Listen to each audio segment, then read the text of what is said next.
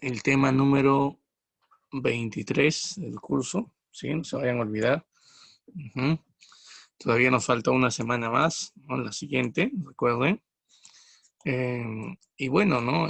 Nosotros la semana pasada habíamos estado viendo nosotros el tema de rebeliones criollas, ¿verdad? Criollas. Y habíamos visto la primera parte de las rebeliones criollas, ¿verdad? En este caso, el día de hoy nos tocaría trabajar a nosotros la segunda parte del tema de rebeliones criollas. No te vayas a olvidar. Nuevamente, porque siempre es importante que ustedes tengan el concepto claro de quiénes fueron los criollos. Así que dime, ¿a quiénes se les llamaba criollos? A ver, a ver. ¿A quiénes se les daba la denominación de Españoles criollos? nacidos en Europa, en Ya, muy América. bien, claro. Españoles de Europa. No en América, en América. Ah, en América. Ya. Ujú. Sí, efectivamente, ¿no? Y como también lo dice por aquí Paucar, españoles nacidos en América. Sí, a ellos vamos a denominar nosotros como criollos. ¿Ya? No te vayas a olvidar, ¿ah? Eso es importantísimo. Ujú. Muy bien, muy bien, muy bien. Eh, chicos, Joseph Torpoco es del salón, sí creo, ¿no? Torpoco, Joseph.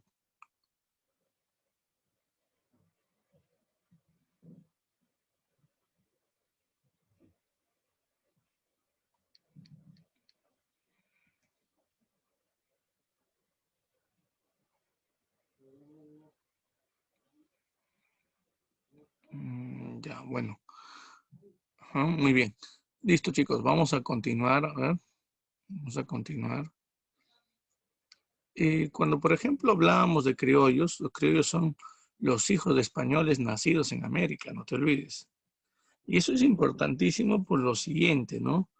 Eso es importante recordar, ¿por qué? Porque habíamos visto nosotros que a inicio del siglo XIX los criollos se encontraban al menos agrupados en tres grandes posiciones ideológicas. Existían criollos, a los cuales le llamábamos nosotros, eh, habían criollos a los cuales nosotros llamábamos fidelistas, ¿recuerda? Habían también criollos llamados reformistas y también existía un bando llamado criollos separatistas, siendo estos últimos, los separatistas, aquellos que buscaban promover una serie de luchas a favor de la independencia. Estos eran los llamados criollos separatistas, no te vayas a olvidar. Y bueno, también recuerda que posteriormente, uh-huh, uh-huh, eh, posteriormente, chicos, a todo esto, existían también los llamados criollos continentales. A ver, ¿se acuerdan? ¿A quiénes llamábamos nosotros criollos continentales? A ver, a ver, a ver, a ver. ¿A quiénes llamábamos criollos continentales?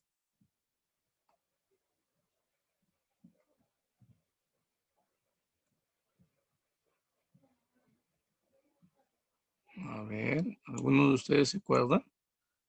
Criollos continentales.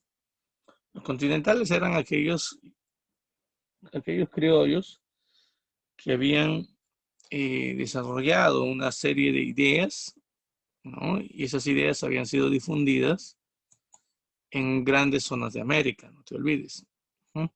Nosotros la semana pasada habíamos visto no solamente el caso de estos criollos, ¿no? Y habíamos señalado quiénes eran los representantes de cada uno de los bandos y habíamos resaltado como parte de los criollos reformistas a la sociedad amantes del país. Ah, no te vayas a olvidar. Sociedad amantes del país. Y por otro lado, recuerda, también tenemos la situación de España. ¿Se acuerdan qué había pasado con España en ese contexto, chicos? Hay un país que había invadido España, ¿te acuerdas? Sí, un personaje había incluso destituido a dos de los reyes de España, dos de los reyes borbones, habían sido sacados del trono ¿De quién estábamos hablando? ¿Ah? ¿De quién? Muy bien, excelente, Espejo, claro. Muy bien, Espejo, Aguilar, ¿no? Aguilar, ajá. Estamos hablando, muchachos, de Napoleón, pues. Recuerden que Napoleón había establecido también en el trono, ¿no? En el trono español a su hermano, recuerden, y que como una forma de rechazo al gobierno del hermano de Napoleón, recuerden que a este le van a terminar dando el apelativo, el seudónimo, ¿no?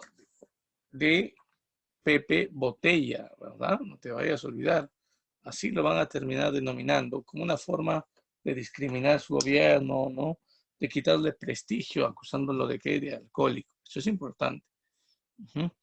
Muy bien, muchachos. Entonces, el día de hoy nos tocaría a nosotros continuar con la historia, ¿no? Y justamente tras el establecimiento del hermano de Napoleón en el trono español, en España van a formarse las llamadas Cortes de Cádiz. Eso es importante, ¿eh?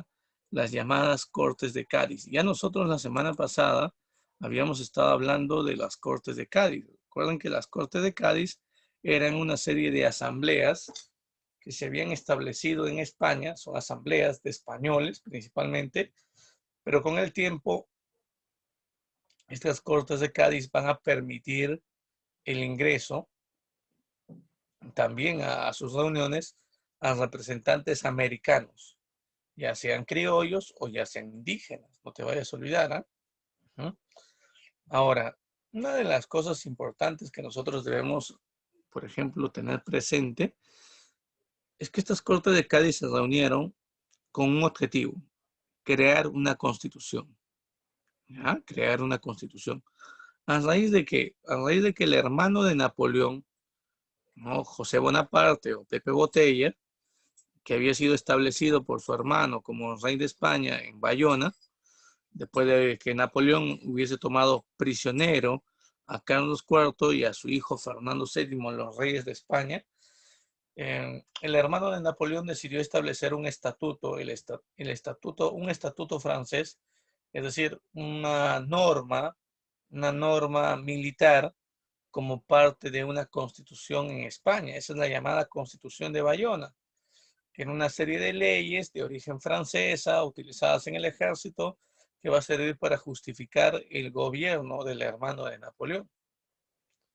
Ahora, aquí hay algo muy importante que debemos nosotros tomar en cuenta. La población de España no aceptó bajo ninguna manera, no acepta de buena manera las leyes que el hermano de Napoleón está estableciendo. Y a raíz de esto, la nobleza española van a terminar convocando a una serie de reuniones conocidas con el nombre de las Cortes de Cádiz. O sea que estas Cortes de Cádiz, chicos, se van a reunir sobre todo con el objetivo de elaborar una nueva constitución. Y obviamente las Cortes de Cádiz mostraban un total rechazo al gobierno del hermano de Napoleón. Más bien, lo que las Cortes de Cádiz buscaban es demostrar la fidelidad que venían teniendo todavía los españoles a Fernando VII, el último de los reyes borbones que había caído prisionero por Napoleón, ¿no? Unos días antes. Entonces, es importante tomar en cuenta esto. Las Cortes de Cádiz muestran su fidelidad a Fernando VII y rechazan abiertamente al gobierno del hermano de Napoleón, José Bonaparte, a la constitución que el hermano de Napoleón ha establecido, la Constitución de Bayona, y se crean con el objetivo de crear una nueva constitución. Es lo mismo que en cívica, de repente ustedes han hablado, ¿no? Años atrás, de la llamada constitución o el Congreso Constituyente o las asambleas constituyentes. ¿Con qué tarea se convoca una asamblea constituyente? Con el objetivo de crear una constitución. Pues las Cortes de Cádiz son la asamblea constituyente de España en ese tiempo. Y el aporte más importante de estas Cortes de Cádiz, chicos, es que en el año 1812, las Cortes de Cádiz permitieron la creación de la Constitución de Cádiz, no te olvides. Era una constitución de una marcada tendencia liberal, No te vayas a olvidar. También se le llama constitución doceañista. Profe, ¿por qué se le llama doceañista? Porque fue creada en el año 1812. ¿Mm? ¿Esta constitución marca un antes y un después dentro de la historia de España? Sí. ¿Por qué? Porque es la primera constitución que se ha creado en toda la historia española. España, tras la expulsión de los moros, de los árabes, en el siglo XV, de ahí en adelante, chicos, España siempre ha sido una monarquía absolutista. Siempre había sido una monarquía absolutista. Hasta que se termina estableciendo, obviamente, esta constitución. Esta constitución modifica muchas cosas. En primer lugar, convierte a España en una monarquía, pero una monarquía constitucional, una monarquía parlamentaria. Profe, no entiendo, ¿me puede explicar más? Claro. Es decir, chicos, es decir, que el absolutismo se anula. En el absolutismo, ustedes lo deben saber muy bien, ya lo han visto en Historia Universal, en el absolutismo el rey tiene todo el poder, el rey concentra todo el poder. Pero en una monarquía constitucional no ocurre esto. En una monarquía constitucional existe un rey que reina pero no gobierna, como dice la frase. ¿Por qué? Porque también existe otra institución llamada el Congreso o el Parlamento. Y el Parlamento es aquella institución encargada, miren, es importante tener en cuenta esto, el Congreso es aquella institución encargada de crear una constitución y en esa constitución las leyes que existen defienden los derechos de los ciudadanos.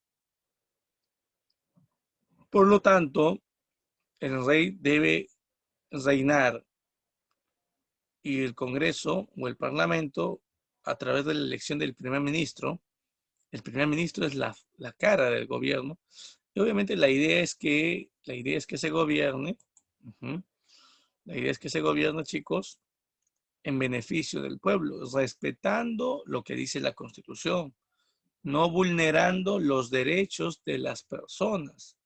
Y eso es importante, no te vayas a olvidar. La idea de una monarquía constitucional es garantizar la vigencia de los derechos de las personas. Eso significa que el rey ya no podía hacer lo que quiera.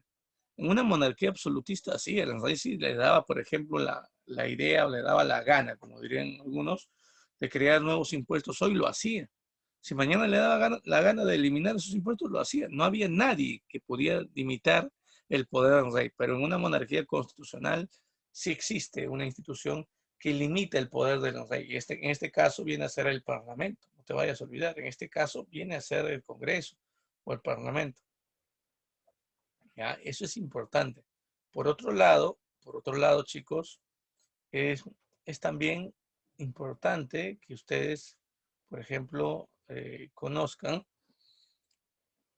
que la Constitución del año 1802 en España estableció muchos derechos, muchas cosas que antes no existían. Por ejemplo, miren esto, la igualdad entre peninsulares y americanos. Cuando te ponen el término peninsulares, ¿a qué se refiere, muchachos? A ver, ¿quiénes son los llamados peninsulares? A ver. ¿A quiénes llamamos peninsulares?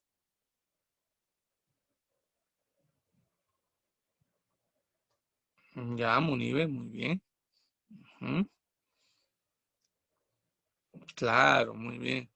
Y los peninsulares, chicos, como dice Heredia también aquí, los peninsulares vienen a ser los españoles, o sea, aquellos españoles europeos, los que nacieron en el suelo de España, esos son los llamados peninsulares. Y americanos, esto ya es un concepto mucho más amplio. Cuando se habla de americanos, se entiende americano, por ejemplo, con los criollos. Sí, los criollos, chicos. Recuerden que los criollos son los hijos de españoles nacidos en América. Pero también la idea de americanos, este término americanos aquí apunta al indígena. Entonces, en pocas palabras para que me entiendas, aquí se ve la siguiente idea, ¿no? La igualdad entre, la igualdad entre peninsulares y americanos significa que el indígena, el criollo y el español son iguales ante la ley. ¿de cuándo aquí España le concede tantos beneficios al indígena y también al criollo, ¿no? ¿Por qué los pone a un estatus de igualdad social, ¿no? Y de igualdad política, sobre todo, ante, ante la ley de España? ¿Por qué? A ver, ¿alguna idea de por qué España le está dando tantos beneficios a los criollos o a los indígenas? ¿Tienen alguna idea de esto, muchachos? ¿A qué se debe que España esté buscando darle la igualdad de derechos al indígena y al criollo? A ver, a ver, a ver. ¿Alguna idea que tengan acerca de esto? ¿Por qué crees que España se volvió tan condescendiente con los criollos? Ujú. Muy bien, Aarón, excelente, ¿no? Solo hay una falla por ahí ortográfica, pero bueno, eh, sí, la idea es esa. La idea es evitar que en América estos criollos y estos indígenas se rebelen, pues. Recuerden que en América lo que ha habido hasta ese momento, ujú,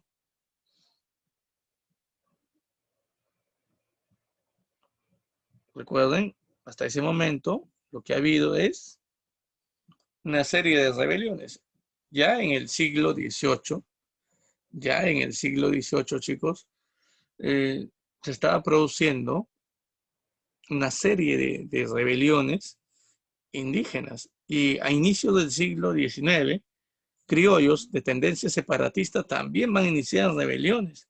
Aparte de esto, van a terminar, aparte de esto, se van a terminar estableciendo sublevaciones, es decir, pequeños movimientos, para que me entiendan, se van a comenzar a establecer pequeños movimientos a favor de la independencia. Entonces, todo eso va a generar un problema en España. Pero España nunca ha tenido miedo a la independencia y a las rebeliones, porque supongo siempre ha tenido su poder militar presente en América, sí.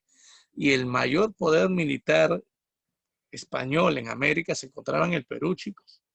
Pero ahora la situación ha cambiado, porque España tiene también problemas en Europa. Recuerden, los franceses han establecido a un gobierno usurpador, un gobierno tiránico de José Bonaparte en su país. Las tropas de Napoleón Bonaparte todavía se encuentran presentes en España. Por lo tanto, los españoles tienen como objetivo expulsar a los franceses. ¿Sí? Hay una guerra que se ha llevado a cabo ya en ese tiempo, en ese contexto, la guerra contra los franceses. España quiere independizarse del dominio francés, pero España tiene miedo que mientras concentre su ataque contra los franceses, las colonias en América, tanto en México como Perú, también en Nueva Granada y en Río de la Plata, que esas colonias americanas aprovechan y se independizan.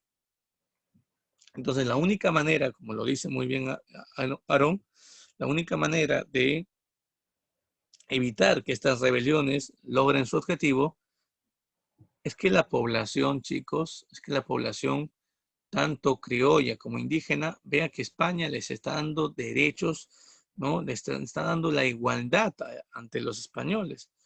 Entonces, si España anula ciertas medidas de explotación al indígena y ciertos, por ejemplo, ciertos beneficios que habían sido recortados a los criollos, entonces España va a decir, mejor dicho, los criollos van a decir, al igual que los indígenas, oye, ¿para qué nos estamos rebelando si España nos da la igualdad? Esa es la idea, ¿no? Evitar que se rebelen, que las rebeliones se paralicen. Una vez que España logra expulsar a los franceses, España, ¿no? Trataría de acabar totalmente, totalmente con los franceses y luego volvería a explotar sus colonias aquí en América. Esa es la idea. La idea es muy buena, pero las cosas no le salen como España quería. ¿Sabe por qué? Porque en América no va a encontrar, no se van a anular los movimientos separatistas. Más bien, aprovechando el descuido que España va a tener al enfrentar a los franceses, aquí en América van a empezar a desarrollarse focos de separatismo. Eso lo vamos a ver ahora en unos instantes. Por otro lado, hay algunas leyes importantes, como por ejemplo se establece la libertad de comercio, se establece la libertad de pensamiento, la libertad de crítica y por lo tanto la libertad de prensa y la libertad de imprenta. Esos son los que se terminan estableciendo, nuevos derechos. Se establece la libertad de prensa. Eso significa que los diarios, las revistas, podían publicar, ¿no?, informes o noticias que estén a favor o en todo caso en contra del gobierno español. Ya no había miedo a la represión que se podía tomar. Por otro lado, ya hemos dicho que se está anulando el absolutismo y se está estableciendo como forma de gobierno la monarquía constitucional. Y esto es importante, chicos. Se termina anulando o suprimiendo la mitad. ¿Te acuerdas de este sistema de trabajo abusivo que había establecido el virrey Toledo durante el siglo XVI? Ahora ya a inicio del siglo XIX, la mitad termina siendo totalmente eliminada con la Constitución de Cádiz. Al igual que también se elimina temporalmente, solo temporalmente, chicos, el tributo indígena. Y también se termina eliminando totalmente los repartos mercantiles. Recuerden, estas prácticas ya habían sido eliminadas años atrás tras la rebelión de Túpac Amaru. ¿No? Se prohibía la práctica de los repartos mercantiles, pero se sabía acerca de algunas denuncias de indígenas a las audiencias de Lima, por ejemplo, a las audiencias de Cusco. Se sabía que habían algunas autoridades, ¿no?, como los intendentes, que seguían utilizando este tipo de prácticas abusivas en contra de ellos. Así que una de las medidas que se va a tomar aquí es anular definitivamente los repartos mercantiles, bajo obviamente una gran sanción. Por otro lado, también se establece que la religión oficial viene a ser justamente la religión, en este caso, la católica. Y en relación a esto, también se establece la eliminación del Tribunal del Santo Oficio de la Inquisición. Esta institución que también había sido establecida aquí en América por el virrey Toledo, se termina suspendiendo, eliminando para siempre. Eso es importante, no te vayas a olvidar. Se elimina el Tribunal de la Santa Inquisición. Por otro lado, chicos, por otro lado, y también de mucha importancia, como el criollo, el indígena y el español son iguales, entonces para poder conformar las llamadas Cortes de Cádiz, las que crearon la Constitución de Cádiz, se deberían elegir representantes no solamente de las provincias de España, sino que también se deberían elegir representantes de las colonias que venía teniendo España, ya sean colonias en África o ya sean colonias en toda América. Así que hubieron varios representantes mexicanos, algunos representantes africanos, y también existieron ya dentro de estas reuniones representantes sudamericanos. Entre ellos destaca la presencia de un criollo peruano. Un criollo peruano, sí, uno principalmente. Su nombre es Vicente Morales Duárez. No te vayas a olvidar, ¿eh? Vicente Morales Duárez. Él fue elegido no solamente como representante en las Cortes de Cádiz, sino llegó a ser nombrado presidente de estas Cortes de Cádiz, imagínate. Fue presidente de las Cortes de Cádiz durante cerca de 2 meses. ¿Pero qué pasó después? ¿Lo destituye? No, muere. Muere ocupando el cargo de presidente de las Cortes de Cádiz. Y aquí tenemos una imagen de este personaje.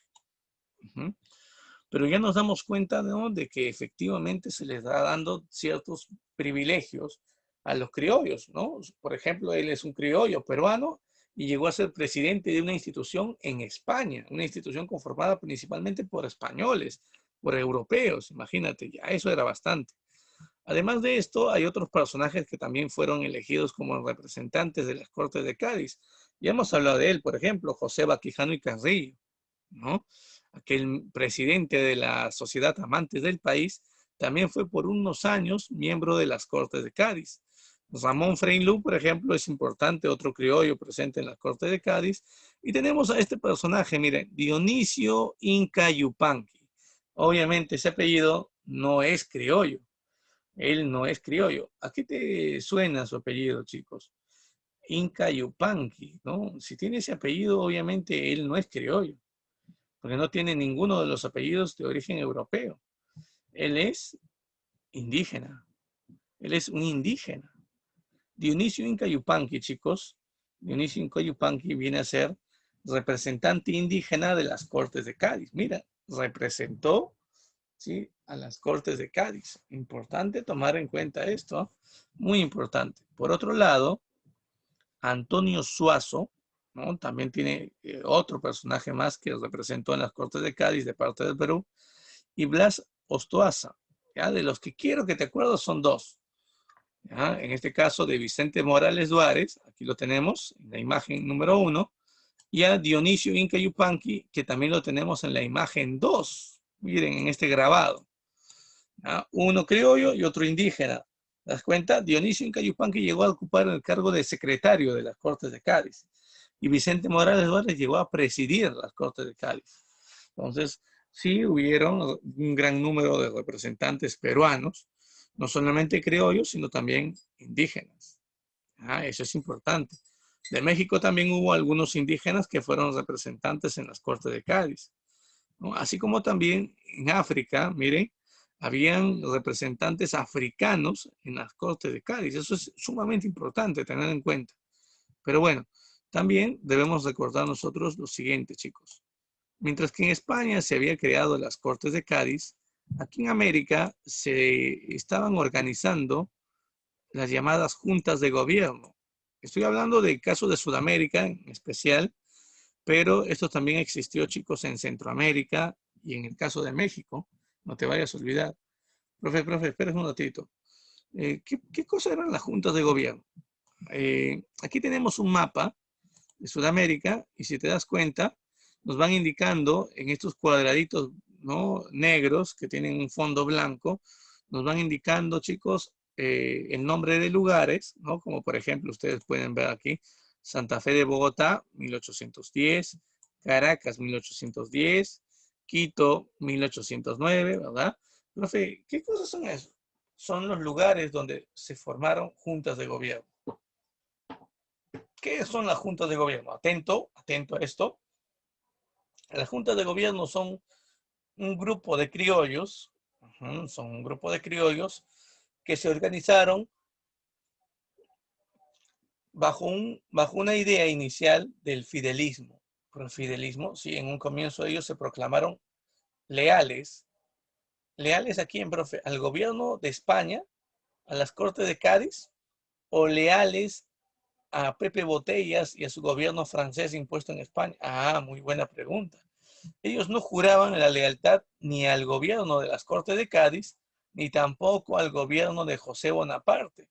Lo que ellos planteaban era un fidelismo hacia Fernando VII, el rey que había caído prisionero por Napoleón Bonaparte. No te vayas a olvidar, ¿eh? ¿Sí? Entonces ellos juraban su fidelidad a ese sector. Profe, una pregunta, ¿y Fernando VII va a estar preso? Sí, Fernando VII, chicos, de pasadita, miren, recordemos que él ha sido tomado cautivo por Napoleón en el año 1808. Estuvo en prisión hasta 1814. Ustedes ya deben saber, bueno, creo que todavía no, pero ya muy pronto lo vas a estudiar, me parece, en Historia Universal.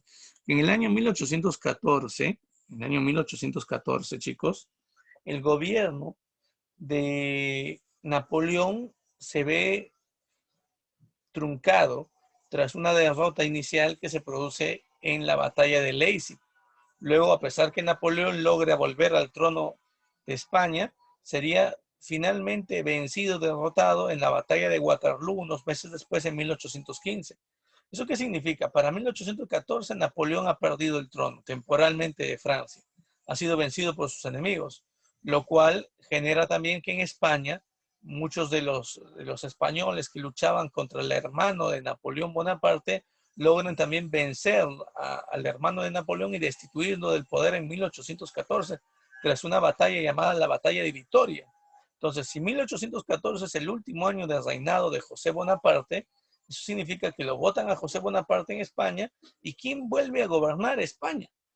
Fernando VII. O sea, escucha bien, 1814, en España va a regresar al trono Fernando VII. Oye, y Fernando VII, cuando llega al trono, y se da cuenta de que hay una constitución que ha sido creada, una constitución que ha establecido una monarquía constitucional, ¿tú crees que él va a estar de acuerdo con que esa constitución garantice la igualdad entre españoles y americanos, que convierta a España en una monarquía constitucional y se elimine el absolutismo, se elimine el poder que él tenía? No, pues él no va a estar contento con eso. Por eso, ¿qué es lo que va a hacer Fernando VII en 1814 cuando llegue al trono? Eliminar la Constitución de Cádiz. Y se elimina la Constitución de Cádiz, chicos, hasta el año 1820. En el año 20, miren lo que va a pasar.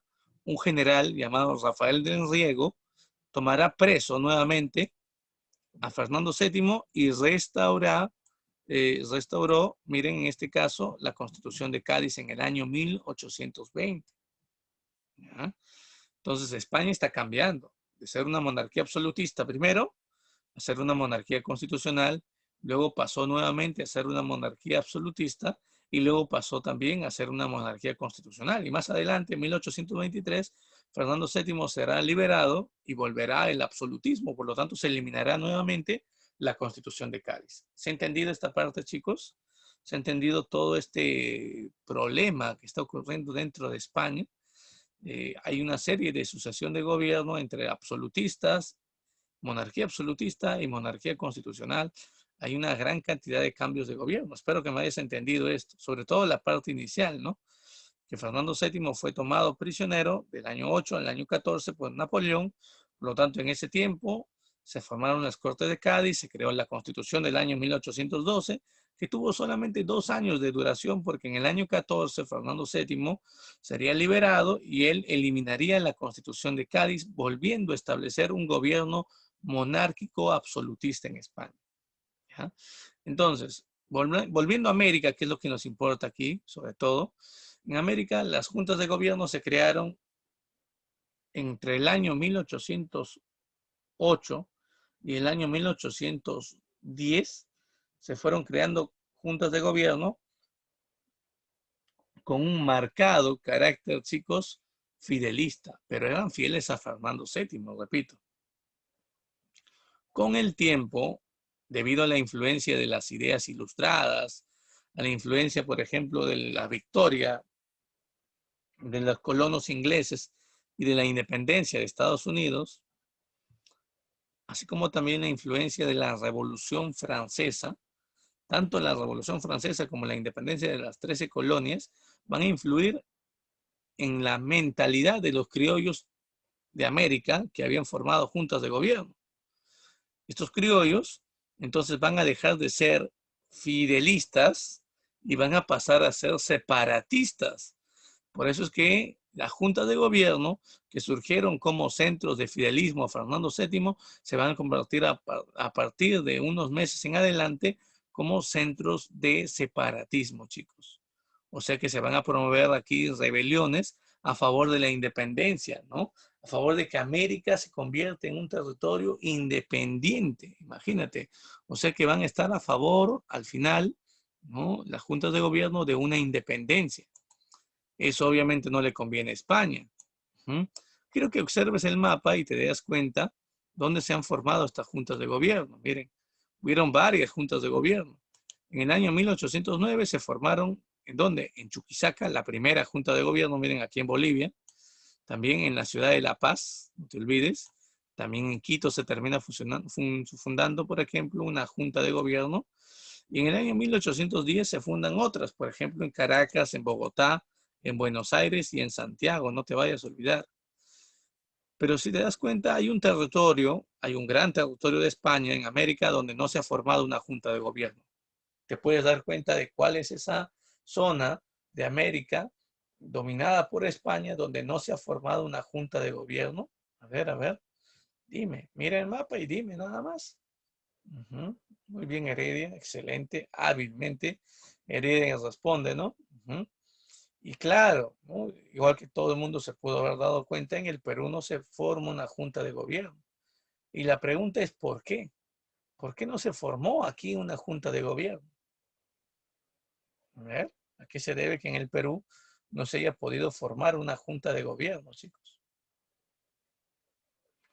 Recuerden que aquí se intentó formar una junta de gobierno. Se intentó formar una junta de gobierno, pero no se pudo. Profe, ¿no se pudo? No, no se pudo. ¿Ya? Y, profe, ¿y por qué no se pudo? Ah, no se pudo por lo siguiente. Recuerden que el centro de poder militar y político que España tenía en Sudamérica se encontraba concentrado en el Perú. Por ejemplo, aquí cada intento de formar una junta de gobierno fue totalmente eliminada por el gobierno del virreinato peruano. En ese tiempo había un virrey muy importante aquí en el Perú. Era el virrey Fernando de Abascal. Fernando de Abascal, chicos, va a ser recordado como uno de los virreyes más, ¿cómo te digo? Uno de los virreyes más fieles o leales a España dentro de este contexto. Tanto es que en el caso, ¿no?, de este virrey llamado Abascal, Fernando de Abascal, eh, este personaje va a mostrar su fidelismo a España y va a combatir cada una de las juntas de gobierno. Él se va a encargar de acabar con la Junta de Gobierno de Quito, con la de Santa Fe de Bogotá, con la de Caracas, con la de La Paz, con la de Chuquisaca, con la de Santiago. Profe, y la de Buenos Aires, si quieres saber qué pasó con la Junta de Gobierno de Buenos Aires, en 10 minutos nos volvemos a conectar y explicamos esta parte que es importante. ¿Sí? No te vayas a demorar, por favor, en la conexión. Y recuerda que voy a tomar lista, así que les voy a pedir